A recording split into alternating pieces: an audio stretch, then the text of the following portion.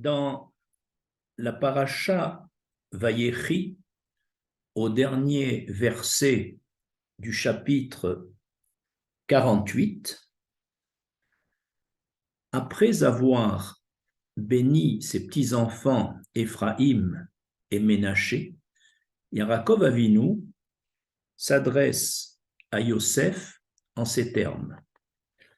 Il lui dit « Va'ani natati lecha Shrem echad al achecha » Moi, je t'ai donné une part supérieure à celle de tes frères, puisqu'il va lui donner 2 territoires à la tribu de Yosef, à travers Ménaché et Éphraïm, alors que les autres frères auront une seule part. Et le texte continue, Asher la karti miyad à Émori. Ces territoires que j'ai conquis de la main de l'Émori, Bechorbi ou Bekashti, avec mon épée et avec mon arc. Ce verset suscite 6 questions. Première question. Quand Yaakov a-t-il pris ses armes, son épée et son arc, pour conquérir un territoire qu'il va attribuer à Yosef? Rachi répond à cette question. Rachi dit, au moment où les Shimron et Lévi ont voulu venger leur sœur Dina, qui a été violée par le prince de Shrem, ils ont proposé aux habitants de se circoncire afin de permettre des mariages entre eux. Et au 3e jour de cette circoncision, au moment où ils étaient faibles, Shimron et Lévi ont passé au fil de l'épée les gens de Shrem, ce qui a très fortement déplu à Yaakov Avinu. Et à la suite de cette action, dit Rachi, tous les habitants des environs se sont ligués contre Shimron et Lévi pour avoir tué plusieurs personnes à Shrem. Et c'est là que Yaakov Avinu serait intervenu pour sauver ses enfants. Il s'est revêtu de ses armes, de l'épée et de l'arc, afin de combattre les gens de la région. Et Yaakov aurait ainsi conquis ce territoire de Shrem, qui est le Naplouse, c'est localisé dans la région de Naplouse actuellement, et qu'on appelle Shrem d'ailleurs. Et c'est comme ça que Rachi explique à quel moment Yaakov a pris les armes. Très bien. Deuxième question. Si nous lisons le commentaire de Onkelos, qui traduit en araméen la Bible, Onkelos a traduit que l'épée et l'arc utilisés par Yaakov ne sont pas une épée et un arc en tant qu'arme physique, mais il traduit be batseloti ou be baruti, avec ma prière et avec ma bakasha, ma demande. Donc, Onkelos lit l'épée et l'arc avec lequel Yaakov aurait conquis ce territoire qui va attribuer à Yosef, non pas en termes d'armes de combat physique, mais en termes de prière. Question, c'est ma deuxième question, pourquoi Onkelos sort-il le verset de son sens premier, l'épée et l'arc, et pourquoi il l'interprète en termes de prière, où il y aurait apparemment deux types de prières, Saloti et Baruti. Nous allons donner 3 explications pour répondre à cette deuxième question. La première, du fait qu'on n'a jamais vu dans le Chumash la moindre allusion à un combat physique de Yaakov Avinu avec son épée et son arc pour acquérir un territoire, donc on ne peut pas ici attribuer au sens épée et arc le sens premier. D'autant plus que nous savons que à Kol Yarakov, que la force de Yarakov est dans sa voix, dans sa prière, plus que dans ses armes. Donc, il est incohérent de penser que Yarakov aurait utilisé des armes physiques pour conquérir le territoire attribué à Yosef. Deuxième explication, c'est l'ordre des mots. Il a dit par mon épée et par mon arc. Or, lors d'un combat physique, où on a un ennemi en face de nous, la première arme utilisée, c'est d'abord l'arc, qui envoie des flèches à distance. Et ensuite, la deuxième phase du combat, c'est le corps à corps avec l'épée.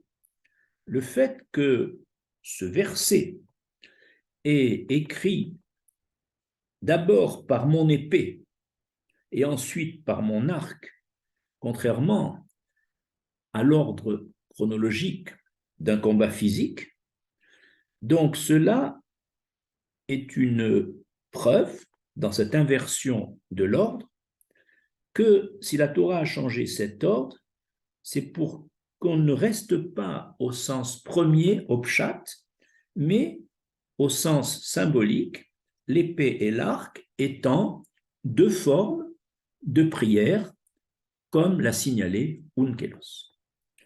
La troisième explication pour laquelle Onkelos ne retient pas des armes physiques, mais des armes spirituelles, l'arme de la prière, il dit il s'agit ici d'une lutte de Yarakov contre le Yetzer Hara. En effet, on sait que le Yetzer Hara, le mauvais penchant, est en nous depuis la naissance. Et c'est pourquoi cette guerre contre le mauvais penchant, l'homme doit commencer d'abord par un combat direct avec le mauvais penchant qui est en lui. Donc, doit commencer par un combat de corps à corps spirituel, c'est-à-dire par l'épée. Et une fois qu'il a pu, par l'épée, éloigner le Yetzer Hara, ensuite, il doit être vigilant chaque jour pour lui envoyer des flèches à travers son arc symbolique, de loin, afin que le Yetzer Hara ne revienne pas. Et cette lutte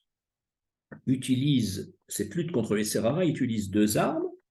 L'arme de l'application des mitzvot, des commandements divins, qui s'appelle l'épée, pour chasser le Yetzer Hara dans le corps à corps. Et la deuxième arme, ce sont les bonnes actions, les marasim tovim, que l'homme fait à part les mitzvot et qui sont autant de flèches pour éloigner le Yetzer Hara pour ne pas qu'il revienne. Troisième question, quelle différence y a-t-il entre les deux types de prières, dénommés respectivement Seloti et Baruti? Seloti, c'est ce qu'on appelle la prière du Shmoné Esrei. Quand 3 fois par jour, nous lisons dans la Hamida le Shmoné Esrei, ça s'appelle Seloti. Et on sait qu'elle a été instaurée par les Anshe Knesset Agedola. Tandis que Barouti est une bakasha, une demande personnelle en cas de besoin, que ce soit un besoin de santé, d'argent, de paix dans les ménages ou autre.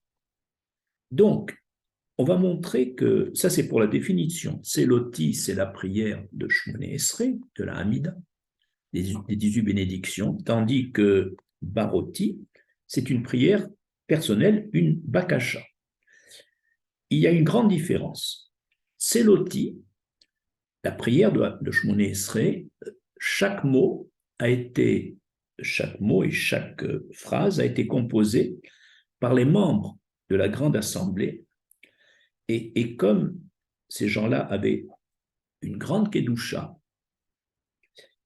dès qu'on prononce le Shmoné Esrei, même avec une intention faible, à part les 3 premières bénédictions, alors, du fait que ces bénédictions ont été composées par les gens de la grande assemblée, cette prière a le pouvoir d'agir d'elle-même, et encore mieux en communauté, en tsibour, même avec des faibles kavanos. Par contre, quand c'est une demande personnelle, une bakasha, barouti, elle n'est efficace que si la personne qui va la demander, cette prière, elle est d'autant plus efficace qu'il se prépare à cet effet-là avec des intentions pures et sincères, et plus sa préparation, ses kavanotes, ses intentions et la sincérité de cette prière sont grandes, plus cette prière baroti a des chances d'être reçue dans le ciel.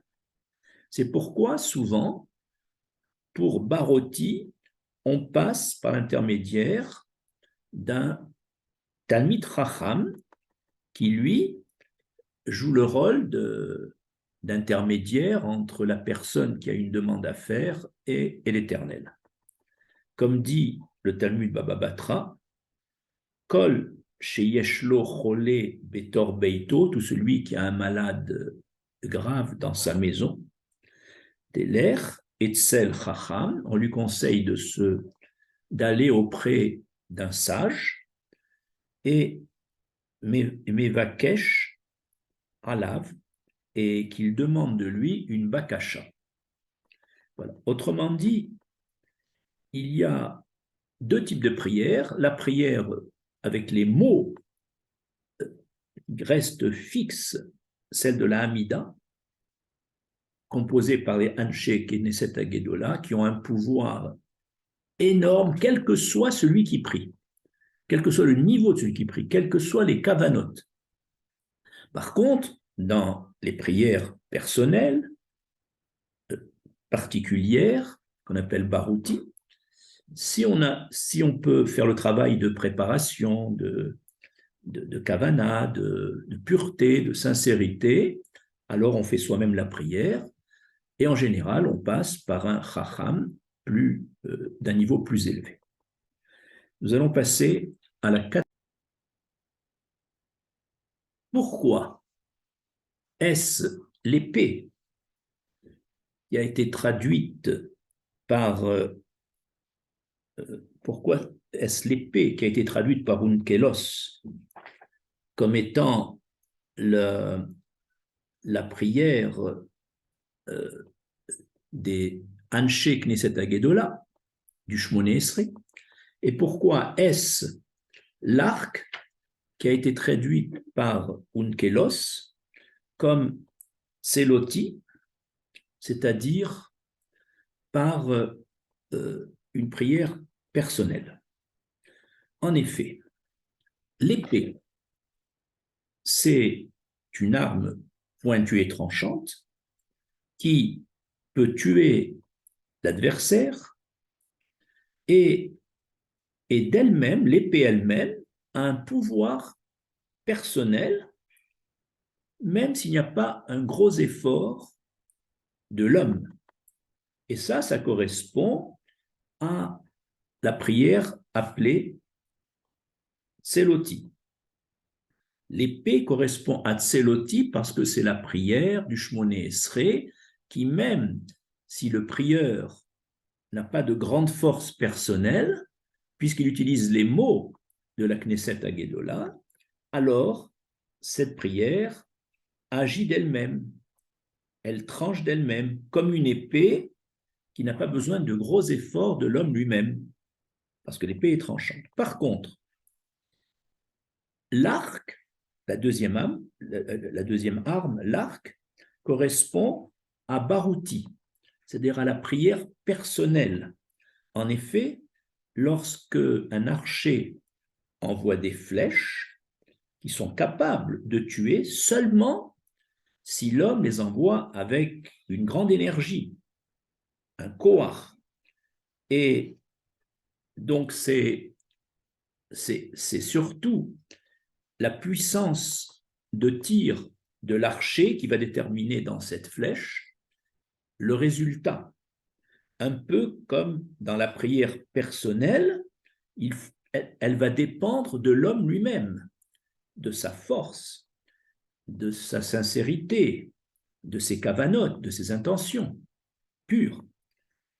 Et comme on a dit, si lui-même ne peut pas, il délègue ce rôle à un grand sage. Donc, on comprend bien pourquoi c'est à l'épée correspond Tseloti, l'arme du Shmoné Esrei, et à l'arc va correspondre Barouti, l'arme de la prière personnelle de la Bakasha. Nous arrivons à la 4e question. Pardon, il s'agit de la 5e question. Rashi dit, il traduit comme ça, par mon épée et mon arc, et il dit, il s'agit de Chochmato vetefilato. Il s'agit de la sagesse de l'homme et de sa prière. Que signifie la sagesse de l'homme et sa prière? Il est évident que lorsqu'on fait une demande particulière à l'homme sous forme de barouti, une demande particulière, il faut d'abord bien réfléchir. Il faut user de sagesse. C'est-à-dire, il convient, pour savoir ce qu'il convient de demander. Parfois, on demande à l'Éternel des choses qui, même si elles sont exaucées, ne vont pas dans le sens de notre bien. On pensait que c'était pour notre bien. Il y a parfois des demandes où le résultat va vers notre mal et d'autres demandes, au contraire, qui vont vers notre bien. C'est pourquoi, avant de formuler une prière particulière, pratique, qu'on appelle barouti, il faut faire preuve de sagesse et demander plutôt à Hachem quelque chose qui est pour notre bien, les tovateinu. D'ailleurs, dans la tefila de Rosh Chodesh, nous disons Sheimale Hachem kol mishelot libeinu letova. On demande qu'Hachem accomplisse nos demandes, les demandes de notre cœur, mais celles, letova, qui mènent à notre bien. Et c'est pourquoi, même dans la Hamida, dans les 18 brachot,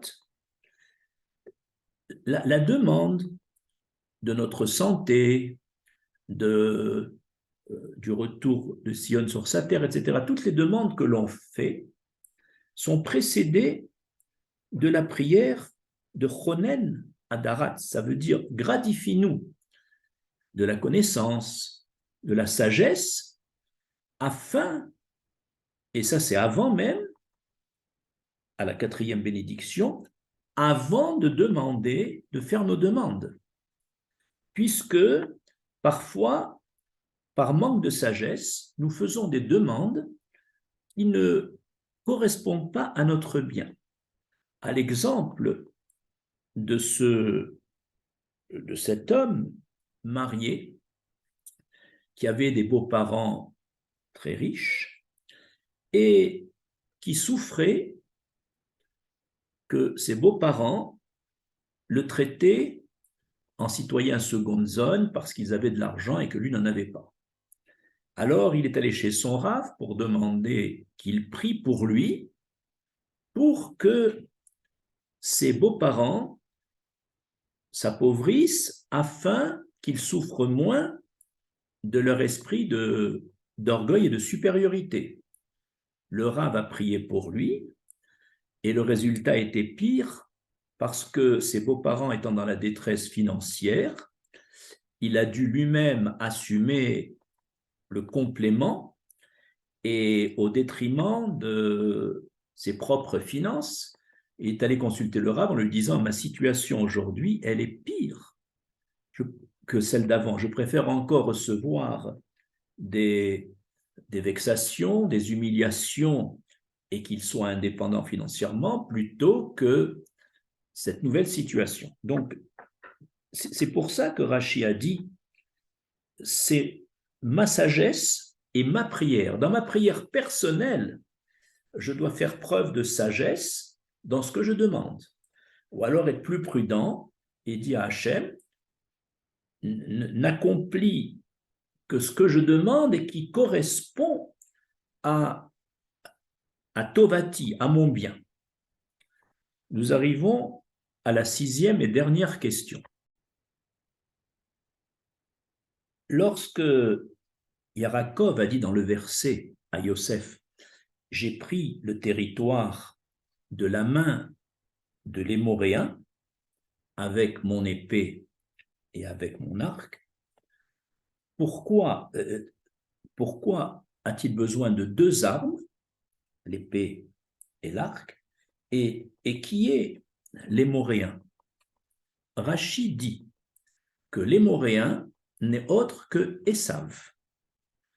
Et pourquoi il n'est pas écrit Esav directement? Pourquoi il est écrit l'Hémoréen? Première explication de Rashi, parce que Esav avait une conduite aussi reprochable que celle des Hémoréens. Deuxième explication de Rashi, le mot hémoréen vient du mot imré, les paroles. En effet, il fait allusion ici au fait qu'Esav trompait son père Yitzhak, avec des paroles, comme on le sait.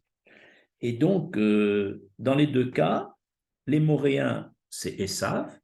Alors la question qui reste, c'est pourquoi avons-nous besoin de 2 armes? Parce qu'il y a un principe, la guerre de Yaakov et de ses descendants contre Esav et ses descendants nécessite toujours 2 phases.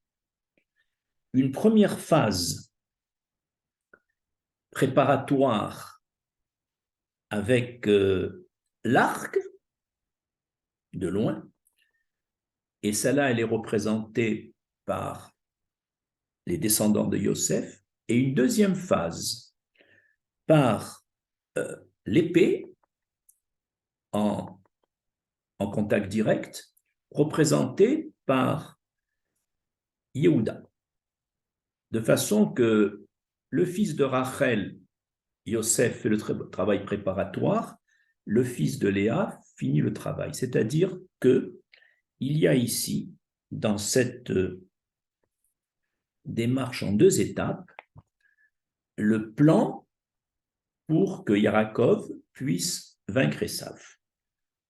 En effet, on retrouve cela lorsque il y a Yarakov a acheté le droit d'aînesse à Esav, la Bechora reçue par Yarakov est déjà le début de la descente d'Esav. Et ensuite, Esav a perdu en deuxième phase la Beracha qu'il attendait. Et ça, c'est la fin, c'est la deuxième phase, c'est la déroute de Esav. Comme il dit, tu m'as trompé 2 fois par la Bechora et par la Bracha. Donc ça confirme que la guerre de Yarakov se fait contre Esav se fait en 2 étapes. On retrouve cette même idée à la fin des temps, lorsqu'il y aura le Mashiach ben Yosef, qui précédera le Mashiach ben David, c'est-à-dire que David étant un descendant de Yehuda, bien sûr, et c'est Yosef qui, par son arc, donc à distance, qui enverra des flèches sur Esav pour le faire tomber provisoirement. Puis, une deuxième phase, c'est celle où les fils de Yehuda, descendants de Léa, feront tomber définitivement Esav par l'épée. Et ça correspondra à la période précédente, préparatoire du Mashiach ben Yosef, suivi ensuite d'un Mashiach ben David définitif. Je vous remercie pour votre attention.